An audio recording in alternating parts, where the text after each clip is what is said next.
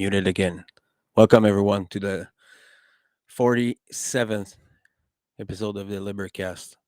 And I want to thank everyone first, express my gratitude for everybody who was involved, who was there, the previous guest. Thank you very much, everyone. The people who are always there. I'm thinking about Sophie and Elena, and all these beautiful people we have around. my good friend Jim. Um, so thank you for people for being there. And tonight we're gonna have a awesome conversation about the runes and symbolism. And I mean, it's all gonna be new for me. So it's all about learning and knowledge and growing from that. And I want to acknowledge Caroline Riley webpage and the shadow work community.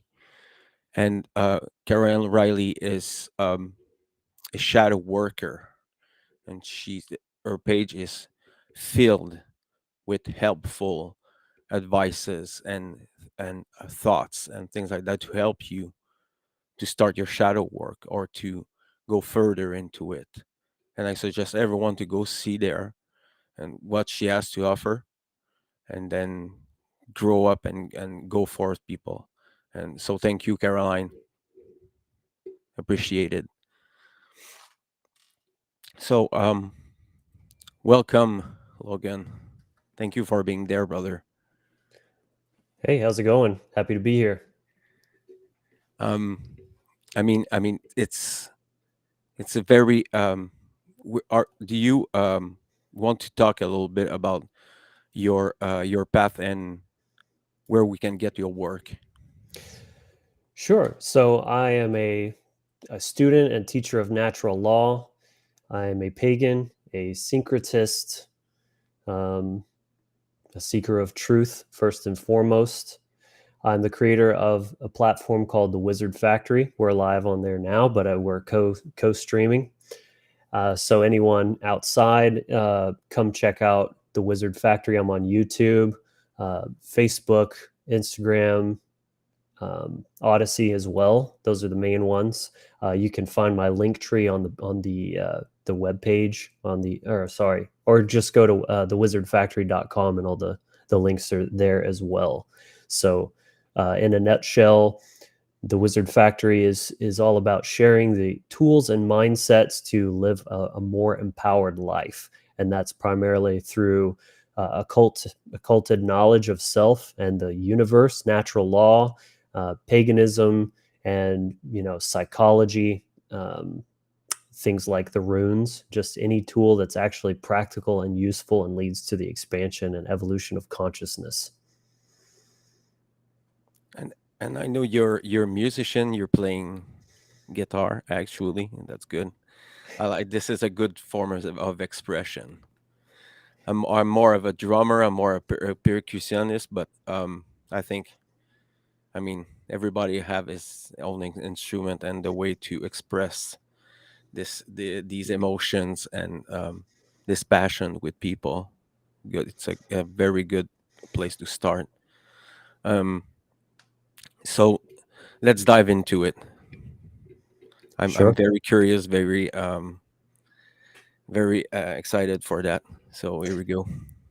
Absolutely. Yeah, the runes are an absolutely amazing tool. I mean, it's many things, right? People might think of it as an alphabet, um, which it is that, but it's so much more than that, and it's probably much more ancient than people know, even according to academic history. I think they're some of the oldest. You know, knowledge. It's a system. It's essentially a shamanic initiation system. So what they are, these runes, they're primordial sacred seed sounds.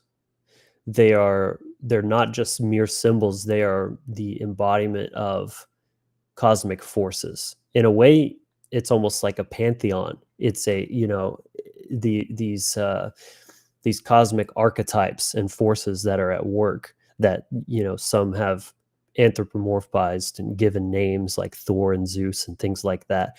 The runes are very much in a similar fashion. And it's only by building a personal, direct relationship with them as a whole and individually that we begin to really fully tap into their power. It's one thing to kind of study academically, intellectualize it. It's a whole other thing to actually work with them. So that's what I'm all about. And I began that journey about 2.5 or so years ago, give or take. And it's always, I mean, I still consider myself kind of a beginner, to be honest with you, but that's just because there's so much depth to be continued to, and again, you can read books all you want, but it's about a lifelong relationship with each rune and the powers that they can bring and how they, and different ways they can be used as well. Do you consider as a form of tarot?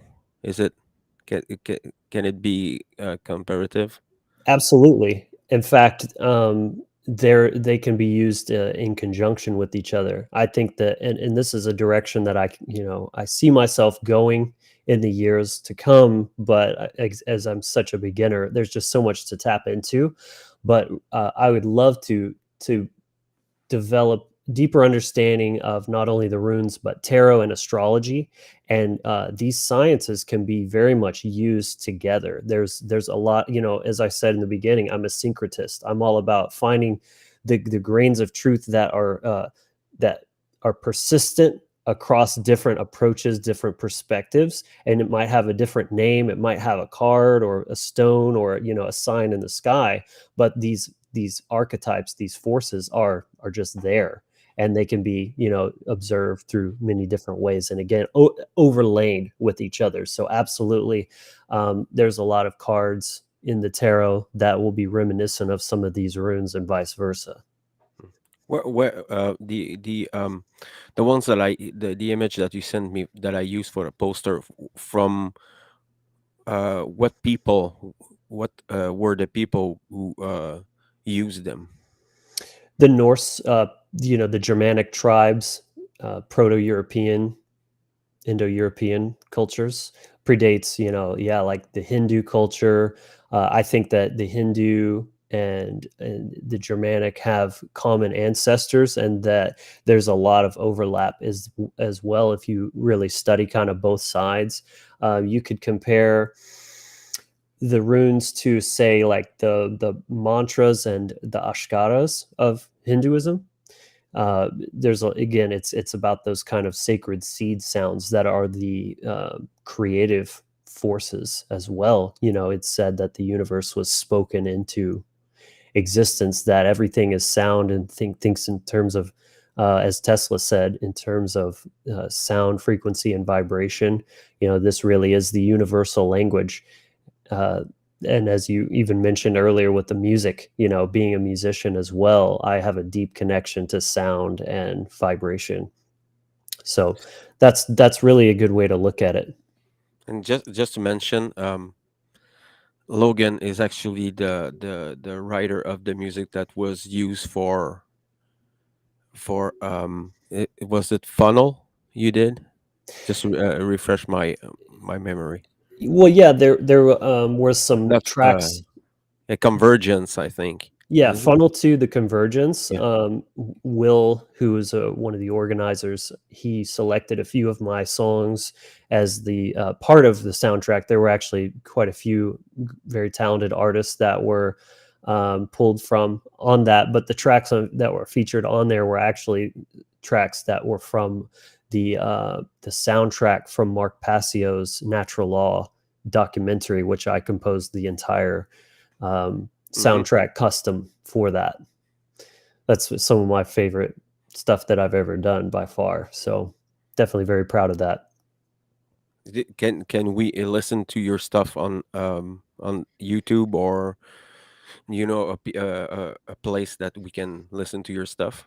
Yeah, actually, so I've got all of those songs up on YouTube on my other channel that's not the Wizard Factory. It's called Heart Fire Visions. So you can just search YouTube for Heart Fire Visions, and that's where I kind of put my more creative and musical and other kind of stuff, and also recently put my music up on Spotify, so you can find that entire album there as well as some of my older stuff too, but primarily electronic stuff. I do a lot of different kind of stuff, but composing, producing electronic music's always kind of been my main thing. It's way easier. Yeah, I mean, when you're using synthesizers and drum machines, you just have so much you know versatility at your fingertips, so many different sounds, and you can tweak and modify the sounds in so many different ways. There's just a lot you can do with it. It's a very powerful all-in-one song compositional and producing tool. Hmm. We have a question from the people who are listening. Okay, How do you know how to pronounce the sound of the runes? that's a great question, and there's actually a lot of different ways to pronounce things. You can say it one way, and then somebody will put in the comments that you pronounced it wrong. At the end of the day, these were an oral tradition first. I believe that they were just sounds first, and that the alphabet was developed later. So who knows how they actually said things, tens of thousands of years ago. And so um, I have a way of pronouncing things just based on how I learned, and maybe I'm saying stuff wrong. You know, it's hard to know for sure, but again, it's about just building that personal relationship and doing what works for you. So can you give us some examples of runes? Absolutely. Well, my intention was to kind of go through each of them just at a very basic level. It won't take too long. There's 24 in total. So, you know, they're actually typically divided into three sets of 8. And one way to look at this, again, as I said early on, you can look at these as a shamanic initiation. So each phase of the first, the second, and the third 8 kind of deal with a different layer or a different aspect of this initiation.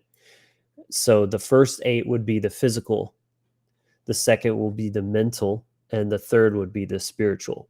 And of course, just like with anything, and you're drawing lines, lines are somewhat arbitrary, and there's always crossover. There's spiritual aspects to all of them. There's physical and mental, and all of that. But this is just one way to look at that. And again, if you're thinking back into like Ice Age Europe, way back in the day, very primitive times, this was the rite of passage. This was like the rite of manhood and that sort of thing, because typically it was men that worked with runes, and women had their own system um, called Seidr. So Golder is like chanting of the runes, and that's kind of, again, it's sounds. Like, you can look at the symbols, but they're just pointers to the sounds. So Yeah. So the first 8, again, are the physical. I guess I can go ahead and share my screen here. So if everybody has a question or comment, I mean, I think it's fair now. There's people that come from your side, and it is the Mhm. same. You comment, you have your questions. We're gonna take the time to answer them. Yes, this is a discussion as much as a presentation. We want to, hear from you guys, and we appreciate the engagement as well. Also, make sure you like the video, share it with your friends, and all that good stuff really helps out the channel. So All right. I'm having tomorrow. I'm having François Chartrand for the English podcast about Urantia. So I suggest everybody to tune in tomorrow for that. It's gonna be awesome. Here we go.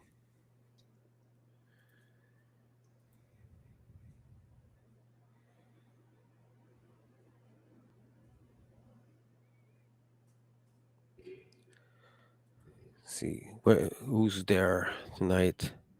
Sophie, Hélène, Odysseus tonight. Tuned up. He leave the message. Welcome, people. Let me see. There we go.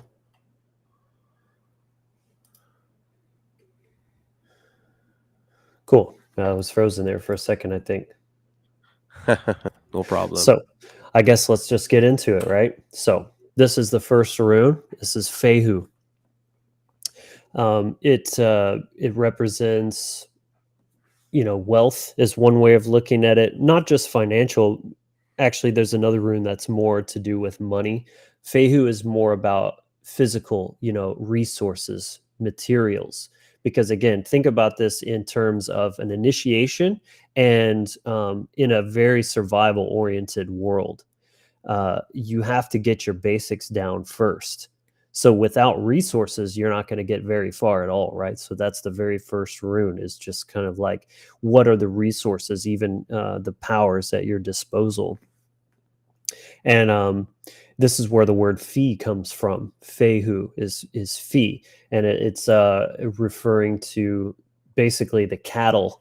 Back in the day, cattle was money. It was kind of the medium of exchange, because the cow, the ancient cows, had everything we needed for survival. Skin for clothing, meat, bones for tools and weapons. All that kind of stuff.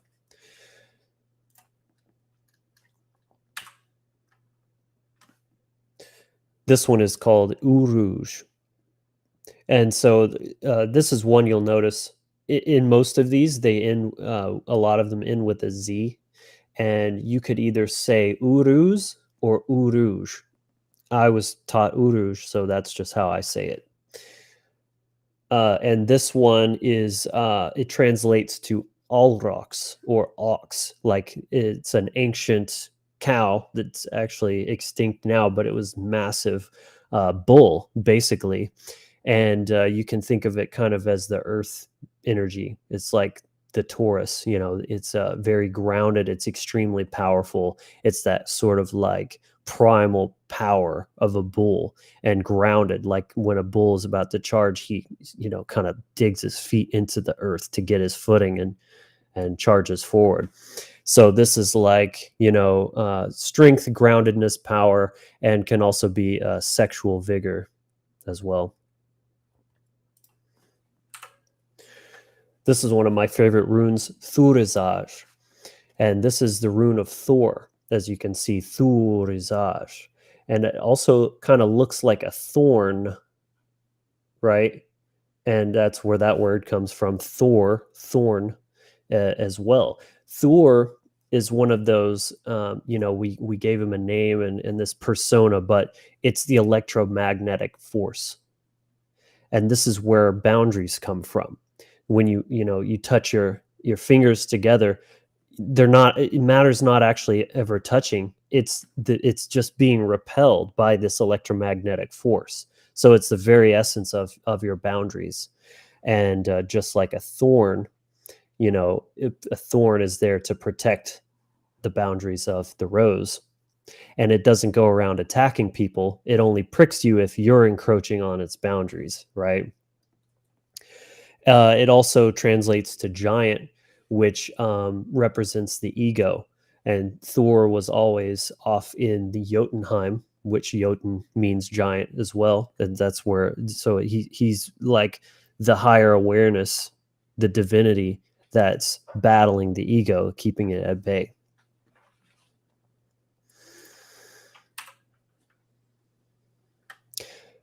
Dream Awaken is asking about mantras or meditation, and yes, actually, I was planning on, once I go through these, I was going to talk about some ways that you can actually start using and practicing.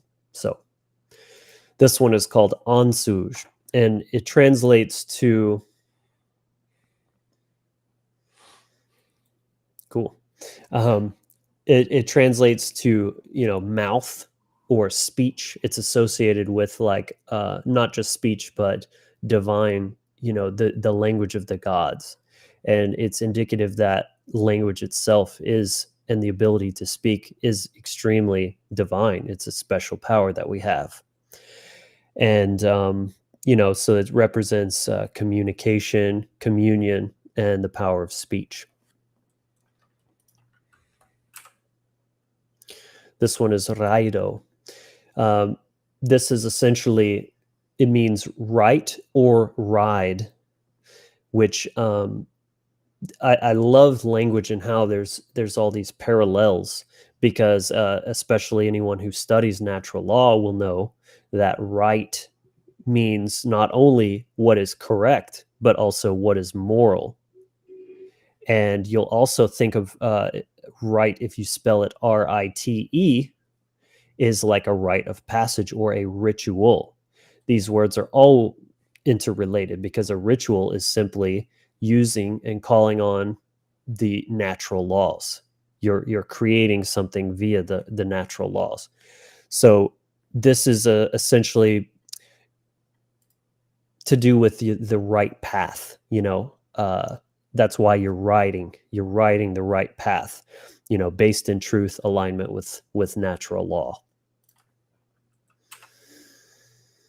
This is Kinaj, which translates to torch, but it also means knowledge. And I love this one because there's actually three connotations to knowledge, or there's basically, there's knowledge in terms of the understanding of it. There's the ability in terms of competence, and then there's the right or authorization. So when you're doing something, you need all three of those things in order to be successful at it. You need the knowledge of how it works. You need the ability, like, right, you could know how to drive a car, but if you don't have arms and legs, then you don't have the ability to do it. And then the right or the authorization, in other words, is this your car? Like, do you own the keys, or did someone give you the keys? That kind of thing. And again, torch is synonymous with knowledge. It's like the Promethean flame of knowledge, right?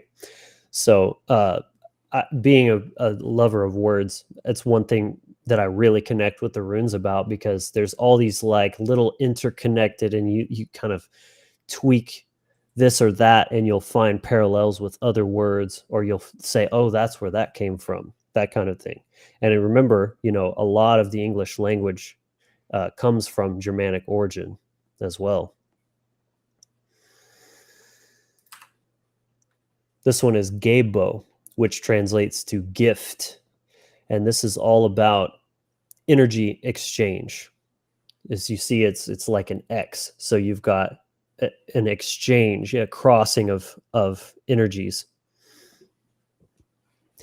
And the Germanic people were very, according to historical accounts, very generous. If someone came to your home and needed shelter or whatever, it was just customary to help help people out. And not only that, but give them a gift. If you were hosting, you would just offer them something from their home, but then they would also want you to give something in return.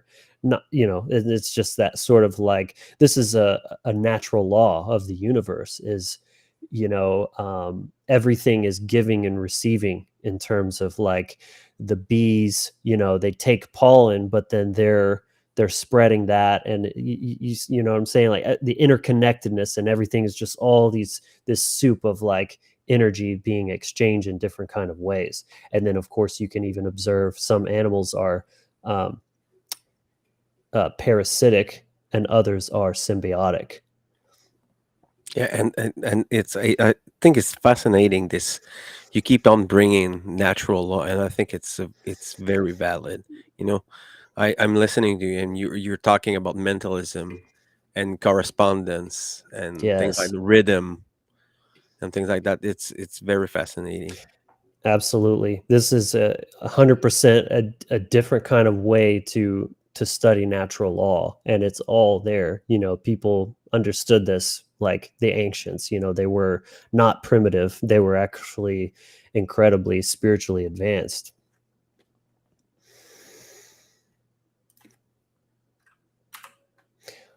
This one is Wunjo. This translates to joy, and not just a not like an entertained or like a mindless joy. This is a joy that comes from true fulfillment, from being on the right path, from having community, things like that.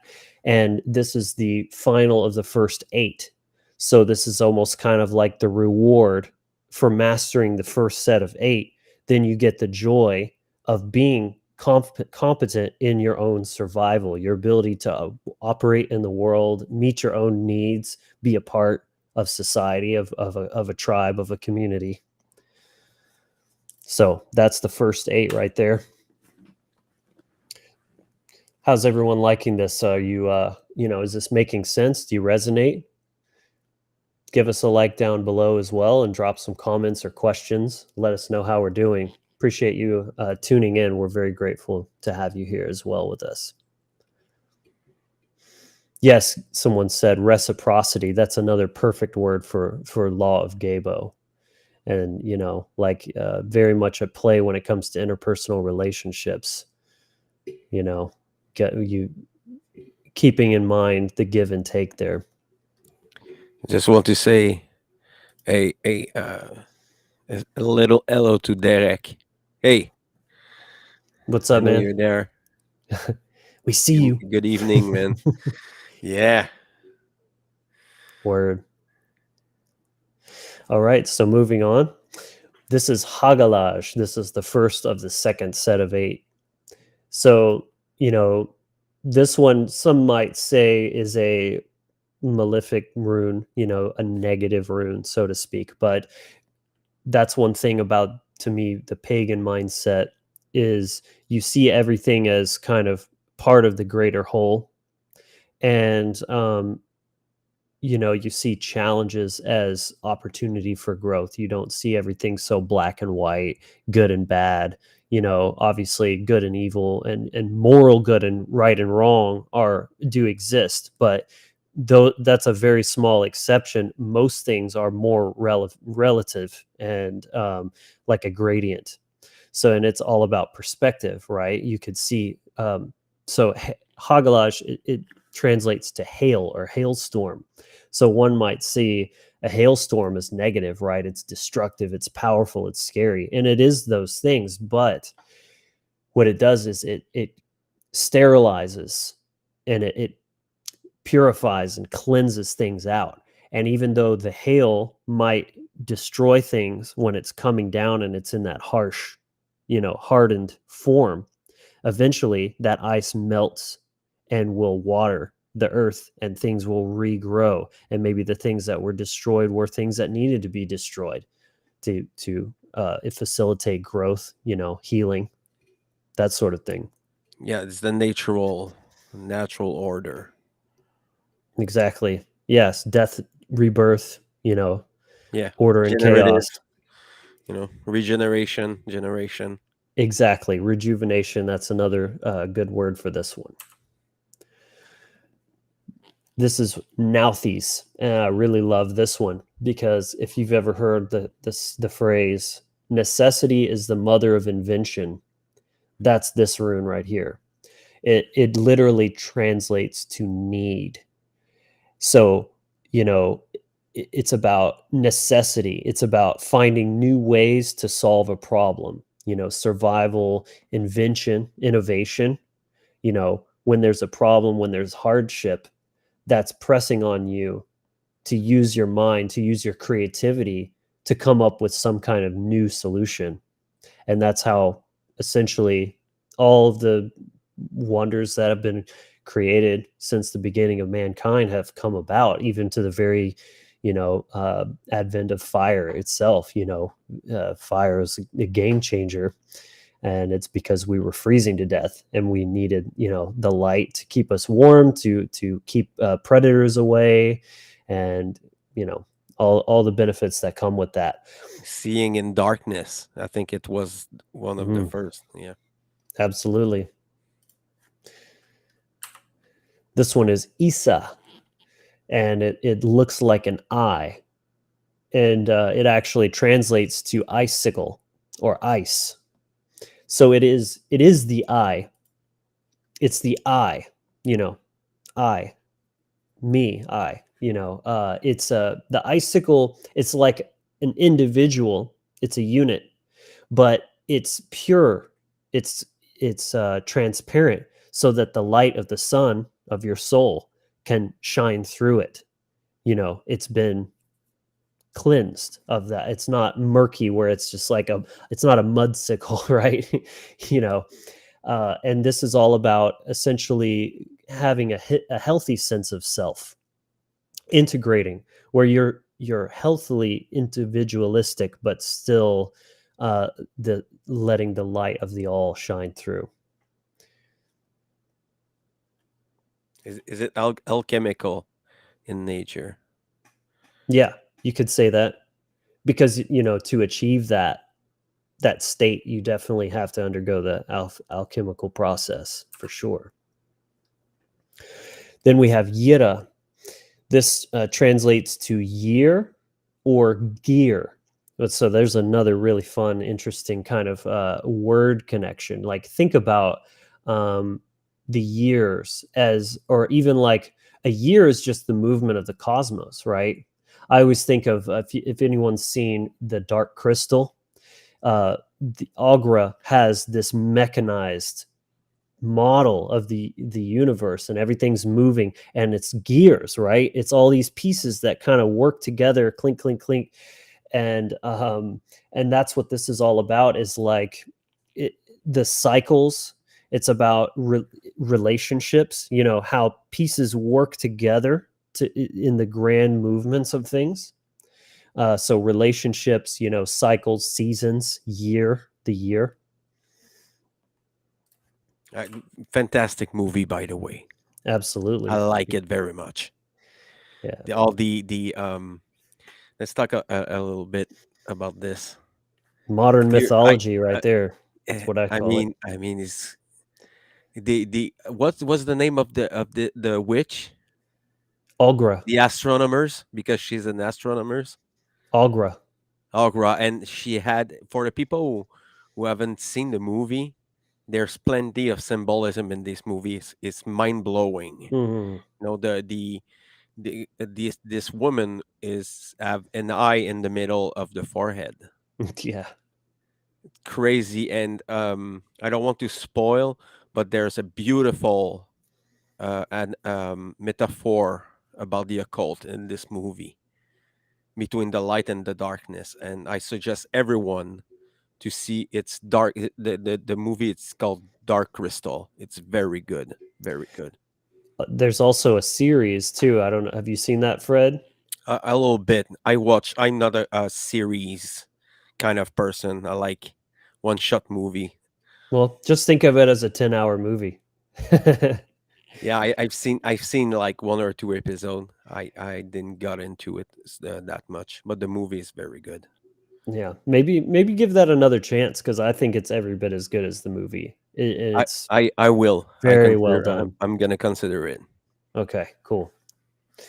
All right, so moving on, we have Iwaj or Uwaj. This, it translates to the yew tree, which is a an old, well, you could say kind of a shamanic tree. There's a lot of like spiritual symbolism in many cultures regarding this one. And if you look here, so this would be like the stalk or the stem of the tree, and then if you look at a yew tree, YEW, you can Google it. You'll see that the branches will grow down into the ground and become part of the root system, and the roots will come up out of the ground. So it's this very like as above, so below is one way of viewing this one. Death and rebirth, transformation. You can sit under this tree, and it will emit these toxins that will actually create a psychedelic or entheogen experience for you. So again, this is why it was kind of a shamanic symbol. And when you're going through that, you might feel like you're dying, but you're also being reborn as a new self.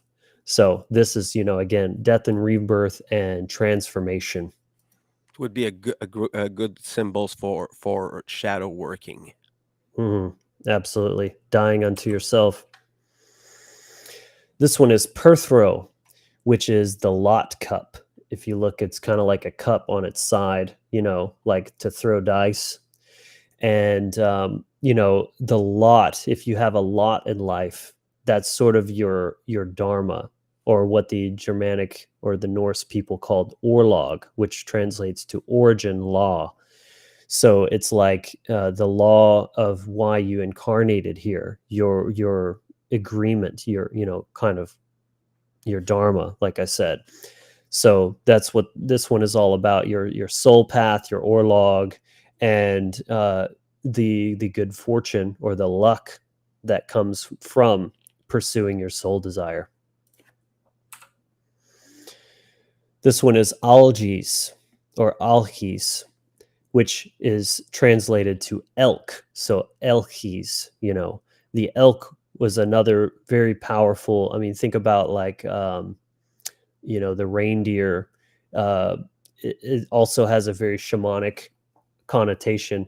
And if you look here, it's kind of like the antlers, which I also see it as kind of like what an antenna looks like. You remember those old antennas people would put on top of their houses? It's kind of like that in terms of it's a conduit of energy, and it's also to do with protection, like the antlers. They're there for protection. So again, protection, harnessing, and projecting power. That's what algaes is all about. And this symbol is can be reverted. I think is this an inversion of the symbol? Because it looks like familiar. If you invert it, it's like the peace sign. I think if you put a circle around it. Probably. Oh, that's But where. I guess I can mention now each of these. Well, actually, there's some that if you turn them upside down, like Isa, which is just the line, it's the same both ways. But for most of the runes, there's something called Merkstav, which basically means inverted. So if you're doing a rune reading or a spread, and in one lays down upside down, it's the same as like an inverted tarot card. So it has that inverted meaning. So, Interesting. right. So for example, if you drew this one, Merkstav, where this would mean, a conduit of energy or protection, Merkstav or inversion could mean, you're vulnerable, or that you have blockages towards that harnessing of energy. This one is Sowilo, which means sun or soul, which is one and the same, right? Soul, Soul, is the same as Sol, which is Spanish for sun. This is your internal, your pure being, right? Your soul. This is your solar plexus right here. And this is kind of like the internal sun. There's another rune later that is more like the external projection of this, but this is like your core essence, your very being, your soul.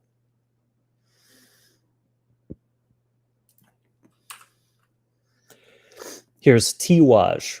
This one is associated with the god of Tyr. And you can see it's kind of like a T, and it's also like an arrow, which is very masculine, almost phallic. So there's definitely a very masculine energy about this one. It essentially means like victory. Tyr is actually one of the oldest deities in history. It could be said Tyr, there's like a Tew, Tyr was Tew. So Zeus, Zeus, there's like all these different kind of parallels towards other gods. Was like the main, he was Father Sky. And he was the one that in the Norse mythology defeated the great wolf of Fenrir by sticking his arm and sacrificing his arm in the jaws of this wolf. And so it's like sacrifice, it's about keeping evil at bay and being victorious over the darkness. This one is Barkano, which it translates to birch, which is a tree. This tree was used traditionally as a cleansing. It was used to create brooms. First of all, this is where like the witch broom comes from. And what is a broom but it's an instrument of cleaning.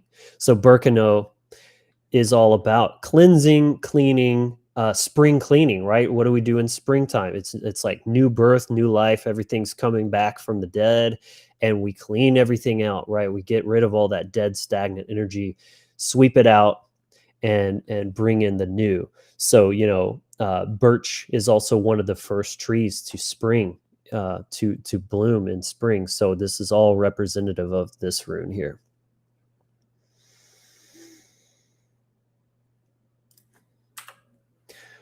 This one is Awaj, which translates to horse. This is could be associated with Sleipnir, which was Odin's 8-legged horse. And horses have always had a very long, deep connection with humans, almost like a psychic connection, right? I mean, I don't know if you have much experience riding horses, but if you have a horse that you have a deep bond with, you can almost control where you're going when you're riding them, just with where you want to go in your mind. You don't even have to give any cues or pull the reins. It's like there's just this kind of unification that happens. And so this is kind of like, being in touch with your intuition, your higher knowledge, divine knowledge, and, knowing the correct path, right? Where you're riding to. This here's another one of my favorites, Manaj, which translates to man, mind, and moon. These are all the same word. In fact, that's where human comes from. Human, and so when women, should I say feminists, talk about, how the word mankind is sexist. No, it's not. That's just demonstrating your utter lack of knowledge of history and where these words come from. Man is essentially the God mind or the divine mind. That's why, again, the moon in astrology represents the mind. It's emotions, but not just that. It's really just your mental construct, right? And so much like the moon reflects the light of the sun, to be a true mon is to reflect the light of your own soul, where your mind is reflecting the light of your own soul. It's deep, man. I love this one. Very beautiful symbolism. Someone says the runes are complicated to understand but very fascinating. Yes, and I fully agree. It's like they're simple on their surface, but you can just keep going deeper. And that's why I can't stress enough. I'm going to say all the way through it's you know, you can study them, but until you start working with them personally, that's when you really start unlocking deeper understandings and being able to kind of harness their power for yourself. So here we have Laguj, and this one, it translates to lake, and anyone relatively initiated into cult symbolism knows that water is very much related to emotions, deep emotions. So, deep, dark waters, the subconscious and the unconscious mind, the well and the lake, Loch. That's, there's the Celtic word Loch, like Loch Ness. That's where this comes from. So, say, for example, if you were feeling like some emotional blockage and you want to dive into that, or you're dealing with some difficult emotions that you want clarity with, this would be a rune to work with because it's going to draw that energy. And it's like when you have a body of water and you stir it up, it's going to bring all the muck that's settled on the bottom up to the surface. And that's the only way we're able to deal with things, right? Not when they're buried, but when they're brought forth. And we're getting towards the end here. This one is Ingwaj. This translates to fire, but specifically the internal fire. So pyre would be regular fire or external fire. That's where fire, the word fire, pyre, comes from, as well as like pyramid would be the fire in the middle, pyramid. And this is more like the sacred and eternal and internal flame. You also might notice, again, it's like kind of these, it's like a spiral, almost like DNA, but you could also look at it as Kundalini energy. Also, it's like when I say the depth just never stops, you could just continue to go deeper. You can learn each of these individually and have that basic understanding, but then you start breaking them apart. What is this but two Kinaj runes? Right? So two individuals maybe that have knowledge of self, because if you're going to have a deep spiritual relationship and especially sexually join with somebody, you want that deep knowledge of self first before you're going into like connecting that deeply with someone else. So that Kinaj, is kind of embedded right there. But it's associated with Ingunar, which is another Norse deity, which Ingunar Frey means the master of fire. So to become like Ingunar Frey, you are becoming the master of your own internal flame. And, again, like Kundalini energy, right? You learn how to work with it, transmute it, not letting it run you. Awesome stuff. And I mean, it gives me very interesting, and I want to look deeper into that. There are some symbols that are resonating with me actually. So it's very interesting. Everything in the symbolism is very interesting, and I mean, these symbols are used everywhere. Oh, I yes. know I've seen them in movies and music and everywhere can be used. Yeah, absolutely. And as with any symbolism, they're very much like that. They're used all the time, and most people are unaware of them, but they're still affecting your psychology. And a very interesting aspect of this that a lot of people don't realize is that the Third Reich, the Weimar Republic, they utilize the runes in a lot of their propaganda, their flags and sigils and things like that, which I believe was dark occult or dark magical practice of essentially leveraging and manipulating the ancestral trauma, because the Norse people were eradicated by Christians or converted. It was all very traumatic, intergenerational trauma. And I believe that's a lot of what they used, like a energy harvesting fashion, to bring about the events of Nazi Germany and etc., as they were tapping into that ancestral trauma, intergenerational trauma, through these symbols. And even many of the those those German people were not aware of it. I mean, there's so much stuff, so much information that we barely understand. You know, Hmm. about our ancestry, and how different the culture was at this time.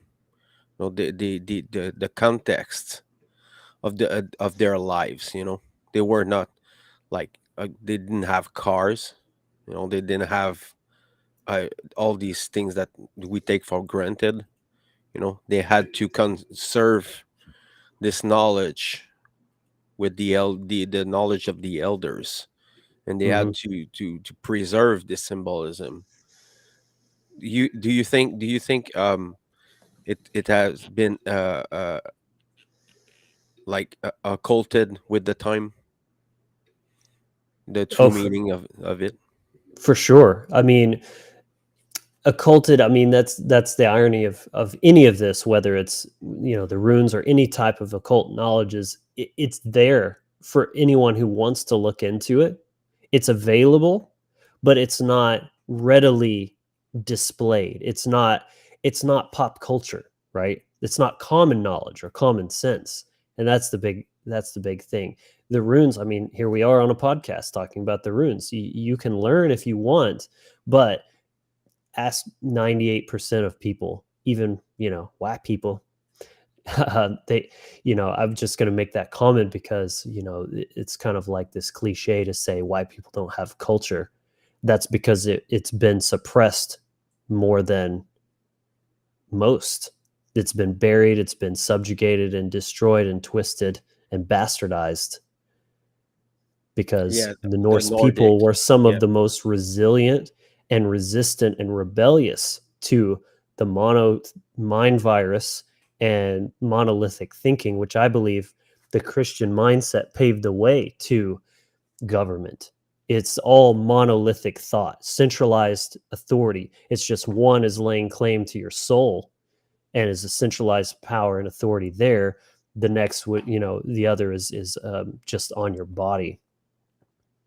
yes. I mean, here in Canada, we still have places that we had the some of Vikings that they think went through the ocean and established camp in Canada, actually, and then Hmm. they rebuild it. They found the remains of the houses, and they rebuild by the old way to show the people that, there were like Nordic and Norse that came from. They were astronom. You know, they could uh like go into the seas and follow and find their way by the stars. And I think all these runes are qualities that we give to this is actually a projection of human qualities into symbolism. And all these the gods, they were pagans, so they believed into multiple polytheist Hmm. people beliefs. So they had a god for hunt. They had a goddess. The goddess tradition is there too. I think Hmm. it's Freya in this case.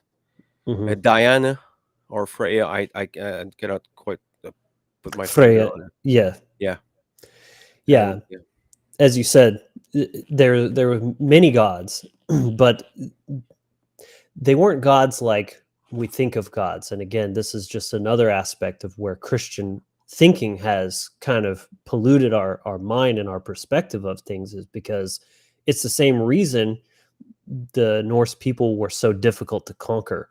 They actually understood natural law. They understood free will. They were sovereign as fuck. That's why they didn't bow their knee. And just in that same way, they didn't believe that the gods were just these tyrants up in the sky, ruling their lives and, hurling lightning bolts and stuff like that. That's a post-Christianized idea of what they believed. I don't subscribe to that at all. These are, again, uh, archetypes. They're cosmic forces that are very real. They aren't people up in the clouds or whatever. These are cosmic forces, and they understood that. And again, just the runes are in the very same way. They're there, and you could either resist them or deny them and have a really bad time, or understand, acknowledge them, and actually learn to use them, to wield them yourself. Because if you are aligned with natural law, you can align natural law to you, because your intentions are pure. This is how magic works. You can do dark magic, but you have to have things in place, because there's going to be serious blowback if you're trying to mess with people. Whereas if you're doing white magic and you're actually trying to empower people, help people, heal people, there's none of that shit. There's no karmic debt involved. There's no, collateral damage. You're in accordance with natural law. There's a key distinction there. I like it very much. I have a question for you. If I want to study the runes more deeper, Mm-hmm. for the people who wants to get into it, because I think I'm gonna like look into it like very soon. Do you have a place where we can start? A book, Yes. a Um, I'd love to answer that. I think because we just have two runes left. I think can we just finish those oh, last two, and then we can kind of just like no problem. I freestyle on didn't it. know. Yeah, Go I ahead. know. That's okay. So that was Ingwaj, and we have two left. This one is Dagaj, which translates to day, day gaj, Dagaj. And it also represents luck. So you could think of it as the luck of standing in the midday sun. Imagine if you're living in Ice Age Europe and the clouds open up and you just get a warm blast of sunshine. You're feeling that that luck, that good fortune, essentially. And again, this comes from standing in the full light of your soul. This is that external expression of solar energy. So Sowilo is your internal sun. Dagaj is day projecting outwards. And the last rune here, Othala, which stands for, or it translates to inheritance. It can also mean land, but essentially that's the root, is inheritance. And think about it, it's the last rune. This is not just when a relative dies and you get some land. This is your spiritual inheritance for mastering the 24 runes. This is your final reward of becoming initiated, of being a spiritual badass, and having, the ability to work with natural law as your allies. And that's the ultimate inheritance.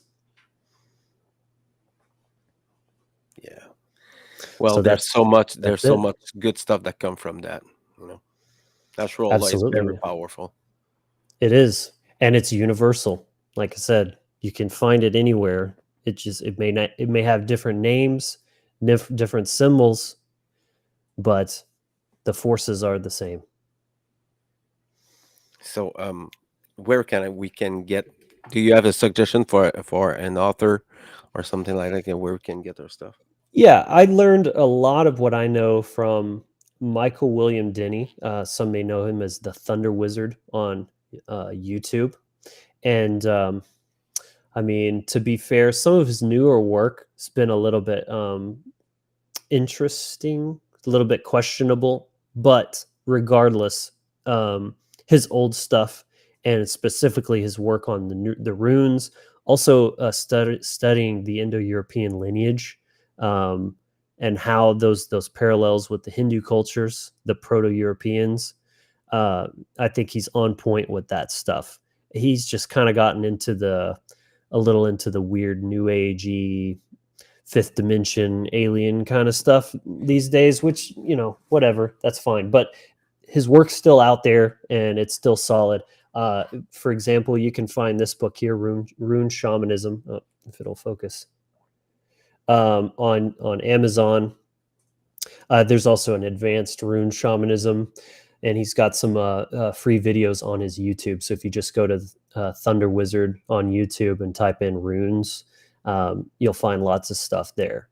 But additionally, I just recommend trying to take in your knowledge from a good wide range of sources, because there's a lot of good information and a lot of bad information out there. I've seen videos on YouTube where I was just like, what are they talking about? Where are you getting this? Because it just seemed so off to me.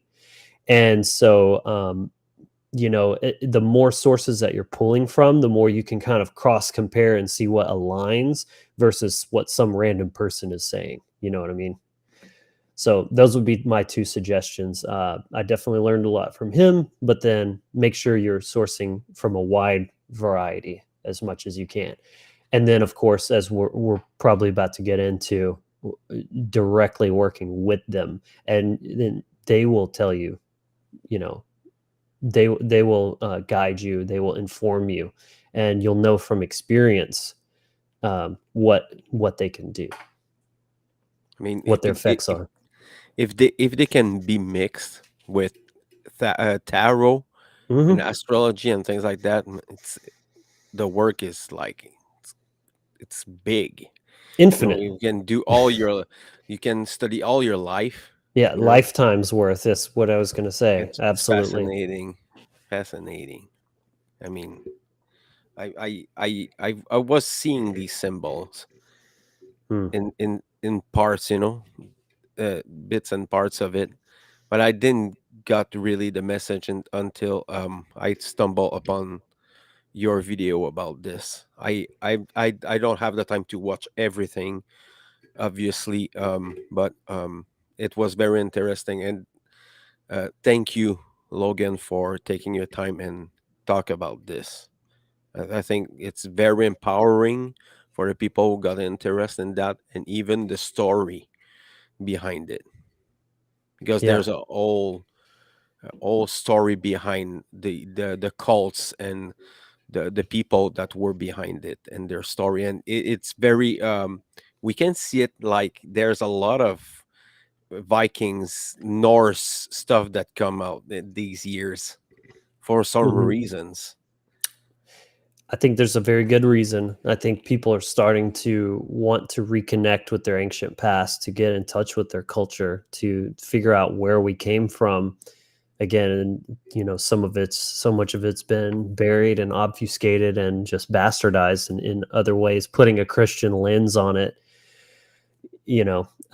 That's one thing that concerns me. I see a lot of pagans, modern, in these groups and stuff, and they're just thinking like Christians. They're just putting a new label on it, and they're like, what's the book where I can learn how to be a pagan?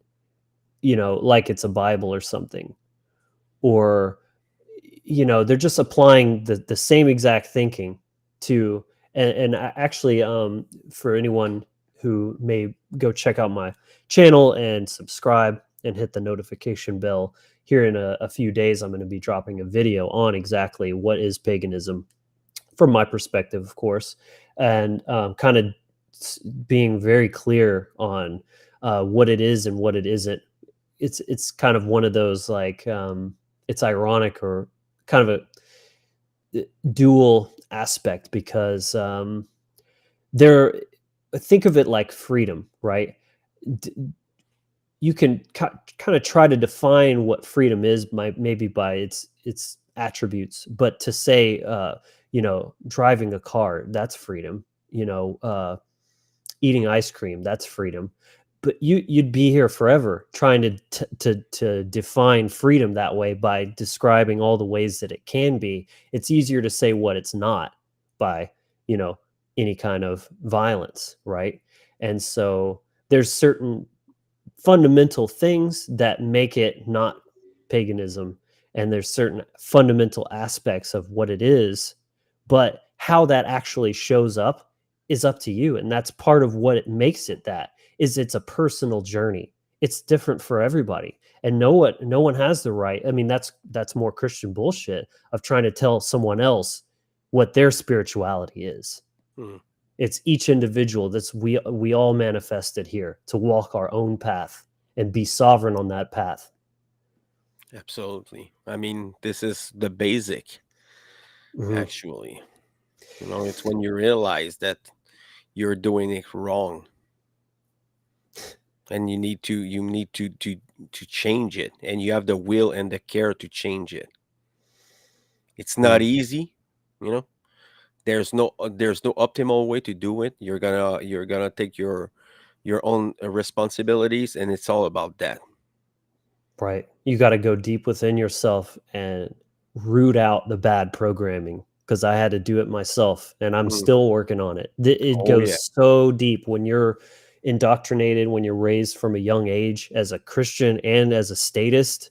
Hmm. It goes so deep into your core beliefs about yourself, about the world, about other people, about spirituality. There's always new things being brought to light of like, wow, that's totally wrong, and you have to be willing to rethink that and constantly rooting that stuff out and shifting your perspective on it. I mean, I've listened, and you talk about the Christianization of the ancient world, and there's a good movie that I suggest to everyone. I think it's you can find it on probably one of these streaming services. Um, it's called Agora, and it's the movies that show, well, they dramatize this. They maybe got inspired by the destruction of the library of at Alexandria and the cult of the ancient world. Mm. They were an attack from Christians at this time, and you had all these philosophers and these um, Egyptian uh, worshippers at the time. They were worshiping like Greeks and Greece god and Egyptians and things like that. I think people just need to go and look at this movie Mm. because it's a terrible story. It's horrible what happened, but it has so much meaning, and you understand why this world is like that. Mm. I have another great resource if anyone's into reading. I know that's not as popular these days, but a very good book is called The Darkening Age by Catherine Nixie. That book is incredible, and it goes into depth about the details of the atrocities of Christianity when it was first kind of Unleashed, let's say. unleashed, forcing itself violently and brutally upon the world and upon pagan cultures abroad. That'll give you a really good perspective on that. What's the name of the woman? Catherine Nixie. I'll have to go back because you talk about a gentleman. I took the name of the books, but I will need to come back for that. Michael Um, William Denny. The William, Thunder Wizard. I have the name there. I have to look it. So I think we're an hour and 10 minutes. Okay. Do you want to bring something else before we go? Yeah, I would love to just end on a way that you can start working with the runes. And again, that's why I can't emphasize enough, working with them personally, getting that firsthand experience, because they will teach you more than any book and what they're capable of. So if you want to learn how to do that, go to thewizardfactory.com. At the very top of the homepage, there is an initiation package. It's free. You just have to sign up with your email. And I have a free course. It's like over 2 hours long. I really, I shouldn't be giving it away for free, but I just want to give people these basic tools. It teaches you how to cast the circle of the Magi, which is your sacred space to do your work. It keeps you protected. It's a boundary inside. And there's some breath work. There's actually a guided breath meditation in there. And then a couple of energy practices, as well as how to do rune galder, which I mentioned earlier. So this is a way that you can, it teaches you how to work with the runes individually. And you can take this and basically just go one at a time. Start with Fehu, and you can pick your own, plot out your own time frame. If you want to do just one rune a day, if you want to spend a couple days on each one, it depends on how long you want to commit to it. But if you do one a day, it's only 24 days. It's like a 30-day challenge. Anybody can do that.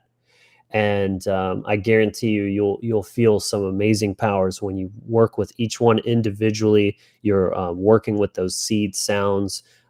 You can write them, as you're chanting them. You can have something written down so that or use that symbol in your mind's eye, visualize it as you're speaking it. These are all different ways that you can practice that, but definitely recommend go check out the initiation package. There's a ton of value and really useful, instantly applicable tools that you can get into.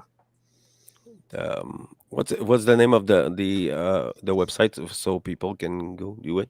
Thewizardfactory.com. So thank you again, Logan. I My pleasure, man. appreciate your time, man.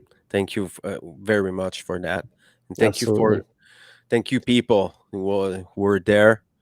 There's always the usual people, and I appreciate you guys. You always have a good flow of Mhm. questions and comments. Great Thank you very engagement. much. I mean, Yeah, thanks yes. for watching, everyone. It's been a pleasure to be here. I'm very passionate about this topic, so I hope I shared something useful. You'll make sure, again, like the video, subscribe down below. And thank you, Fred, for having me. It's been a real honor and a pleasure, brother. So actually tomorrow I'm having a podcast with François Chartrand about it. This is gonna be the English version that we're gonna do about Urantia and cosmology and the exploration of the channeling, and it's gonna be awesome. So I suggest everyone to go be there just for curiosity. It's fascinating. So thank you everyone, and we'll see. Oh yes, that's I forgot about this. We have the table discussion. I don't know if it's gonna happen this week, but every Friday at 9 p.m. for now.